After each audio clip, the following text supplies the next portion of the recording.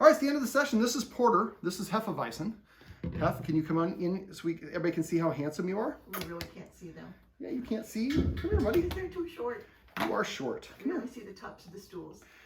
There we go. Yes. Head. Well, trust me, they're very cute dogs. Should be a picture of it on the write-up.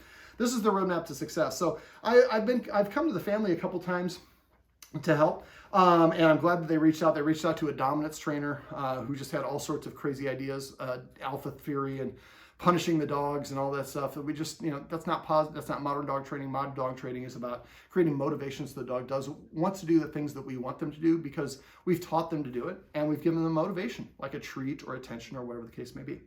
So I'd like to see the dogs get a little bit more exercise. So sniffing on walks is great. The Guardians do a great job of that. I think one of the Guardians takes them out for probably a little bit too long of a walk. I'd like to see the walks about 30 minutes to 45 minutes multiple times a day. I know it's not the most convenient, but it's going to be better for them. Playing tug of war, if they like to tug on a rope, that's a great way to burn energy. Playing fetch or throwing treats up and down the stairs. Separately, the dogs, they are brothers, so they do get into some fights, but that's a nice way to burn a little energy. We can also feed them out of a snuffle mat, which is a great way to burn energy. It's probably just low battery. All right, well, I better talk fast. So a snuffle mat helps, they have to work for their food. We also went over hand targeting. This is where you're supposed to target my hand. You can't see the dog, but I have a video on hand targeting. If you forget how to do that, remind me, and I'm happy to send you a link to it so you can watch that, but I'd like you to do that. One of the things I recommend the Guardian does, especially when it comes to Porter, is instead of going to him, asking him to come to us. So if I go to him, it might make him feel a little cornered, or he might not want me to be there. But if I ask him to come to me, if he doesn't come to me, he's saying, I'm not interested. You don't have my consent. If I go to reach to pet a dog, I stop here. See how he leaned in? So I can reach in and start petting him and see how he leaned back. I don't know if you can see that or not. But if he leans back or turns his head, he's saying, I'm done with the interaction. And my job is to listen to what he's saying and respect it, even if I don't think it's appropriate, because that will earn my trust with me or trust with him. And so look for those signs of consent. One of the things I forgot to go over that I wanted to go over with the Guardians are dog body language. I guess I did talk about it a little bit.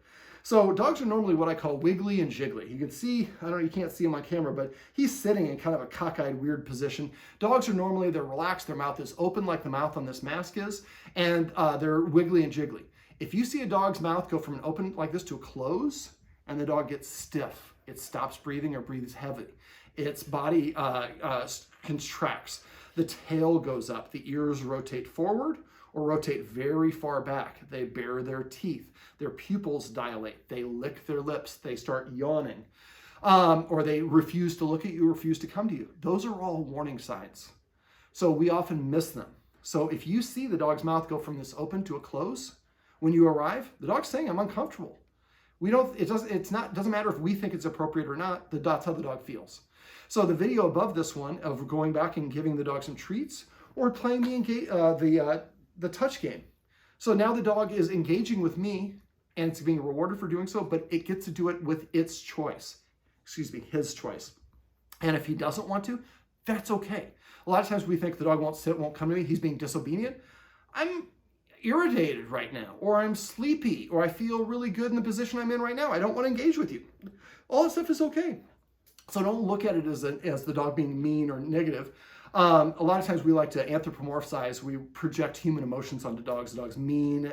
It's mad at me. It's getting even from something else. They just don't think like that. Dogs look through association, repetition, and good timing. You have 2 seconds to reward a dog for them to make that connection.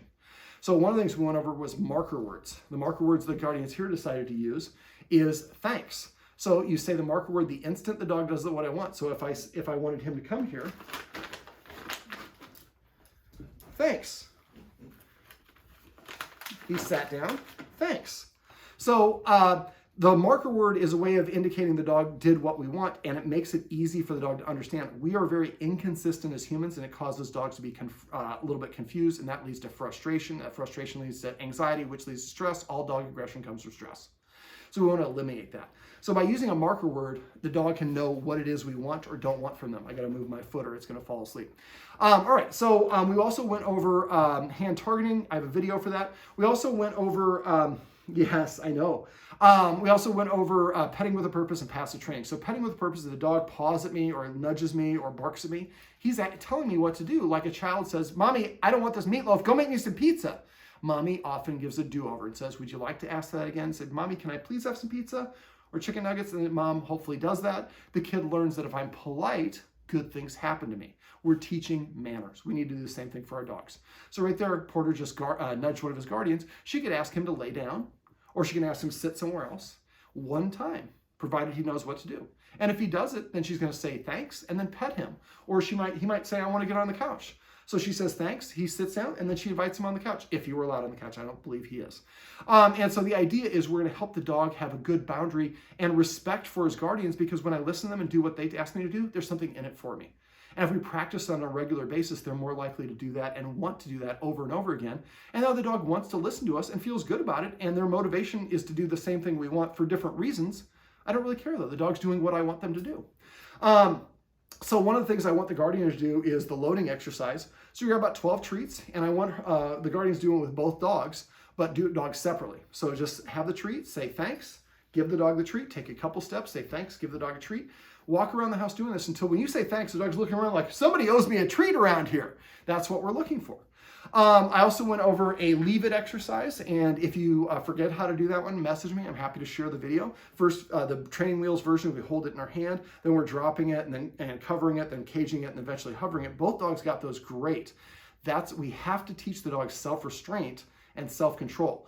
The leave it is a wonderful way to do that, because the dog can go get it, but by not getting it, I get a reward for my human, so I'm motivated to want to listen to them, and I'm practicing some self-restraint and self-control, which will help me not bark at other dogs, fight with my brother, try to attack my guardian when I'm resource guarding. Probably not for the resource guarding, the exercise I showed you above will do that. But the idea is we want the dogs to want to interact with us. So don't just do the leave it exercise here. Any exercise you do, you need to do all over the place. Dogs don't generalize well, so do it in a lot of different locations. Let me see. We also went over celebrating. Celebrating is rewarding the dog when it does the things that you want, when you don't ask for it or influence it at all. So I'm sitting here and the dog looks up at me, thanks, and I offer it a treat or a pet. Comes to me, thanks, sits, lays down, goes to the dog bed, goes to the kennel, drinks their water, eats their food. This dog's name is Max, and his command word to eat is lasagna. I put the food down, he's not allowed to eat it, and I say lasagna, and he goes over and eats it. My other two dogs' word are grub and chow. So they hear lasagna, they don't eat, because it's not their word. That's a cue. We use cues when we're 90% certain that we don't introduce them until we're 90% certain the dog's going to do it. So I'm doing hand targeting over and over, and the dog's kind of like, yeah, I touched my hand, nose to your hand. Then I say touch, and the dog touches his nose to my hand. Touch the nose of my hand. So now I've introduced a cue, telling the dog, if you do this, you're going to get a treat. I say the marker word the instant the nose hits my hand to let them know that's what I wanted, and then I put the treat on my hand so they get the reward and the reinforcement. So now the dog knows it's coming over to us as opposed to us going it to them. They're engaging and giving us our permission. Everybody's happy. Let me see. We also talked about, let me think, what else did we talk about? Snuffle mat. Make sure you get a snuffle mat. I know it seems like a pain in the butt, but I promise you it's really easy. It's a nice, easy way to sneak in some exercise. Scent games is something you can Google. It'll talk about bringing a cadaver into your house. You don't have to have dead animals to do scent games. There's a whole bunch of different ways you can do it. But for dogs, sniffing is similar to us reading. And if we're reading a report or we're studying really diligently, like one of the guardians is, that uses a tremendous amount of energy. But then if we acquire that data, how do we feel about ourselves? We feel proud. We accomplished something. Mom didn't do it for me. I did it all by myself. And so I feel good about myself. That's where we get self-esteem and confidence. Those are great insulators around a lot of other problems. So if the dogs start to learn to earn their keep, they're going to feel better about their guardians. They're going to feel more confident about their guardians. And that confidence will help eliminate some of these problems that they have. Now, the exercise that I went a bit in the video above, I'd like the guardians to do that like twice a day. So literally for like 12 treats, you're just walking back and forth and you're stopping at the same place and tossing those treats for 2 or 3 times. And then maybe the 3rd or 4th time you practice, you take 1/2 step closer. And if the dog freezes, doesn't look at you, gives you any indications that it's uncomfortable, back up to a previous level of success and practice that a couple more times. And then try to go back to that next level again. We go at the dog's pace, not at our pace. We are greedy. We want things immediately. Amazon delivery next day is not even fast enough. We have to get it same day. And so with dogs, dog behavior is a numbers game. We need to repeat it a lot. So if you're doing that with 12 treats in the morning, 12 treats in the evening, especially when the dog's not guarding, I don't have a need to guard because when you come in the room, it rains treats. Like I talked about in the video above, I feel good and comfortable and confident. I have no reason to protect you or to keep you out of the room. Let me see, what else? Other things, there's something called a premac. I didn't mention this before. Premac means a less desirable behavior earns me a more desirable behavior. If I was a father and I could tell my child, hey, if you do your chores, then you can play with your friends. They don't want to do the chores, but it gives them the privilege of playing with their friends, so they get the chores done early. So you can do those sort of things. That's a little bit of petting with a purpose. So the dog comes up and nudges you, tell it to sit. If it sits, you say yes and pet it. And if it doesn't sit, you don't punish it. You don't say, oh, you're not getting this attention. We don't take it personal. We just go on doing our own thing. Later on, the dog does it again. We tell them to sit. They're a little bit more motivated to listen to us this time because last time the nudge didn't get anything. So they nudge again, and this time you say sit, and they sit. Wow, I'm getting all this attention. So all I have to do is sit. Yeah, that's the celebrating part. So every time your dog looks at you, yes, or excuse me, thanks, pet. Every time it comes to you, thanks and pet. When you don't ask for it is one of the most important times. That'll make it easier for them to do it when you want them to do it. But doing it when there's no skin in the game for you, you don't care if they come or not, and just rewarding it is the easiest way to train a dog, and it'll help have a better relationship with you. Now, if you have any questions and stuff we went over, please call me or text me. Don't call any more dominants. They both are great. Now, one last little thing. So they're both distracted. They heard a sound outside. We can set up a session in a month. I'd like you to work on this stuff and work on sound sensitivity. So they hear a sound outside. That means I'm about to get a treat. There we go. And so I was easy able to distract them just by shaking this can. Whatever it was they were barking at, when the dog hears a sound and barks, the thing appears to go away. That validates for the dog. My bark is powerful. I bark once and they go the hell away. Well, that's not really what's going on. They don't realize the person's just passing your apartment. So if you know that there's a certain sound and one of you can be outside and trigger that sound and you're talking to each other in the earbuds and say, okay, I'm going to take a step loud, and they go, and then you go, treat. So I can trigger it like this. Woof. Treat. Treat. We call that a precedent. Is preceded by a treat. So instead of disagreeing when I hear a knock at the door, I like knocks at the door because it means I'm going to get a treat, darn it. So power of positive dog training is just creating situations where the dog wants to do what you want because you recreate the situation at an easier level that they can accommodate without having a bunch of people come in your house is going to be way too much for them to deal with. So maybe we have one person come and knock at the door and then you give them a treat and then they don't actually come in your house. So you have one of your neighbors do that. So after a while they hear a knock at the door.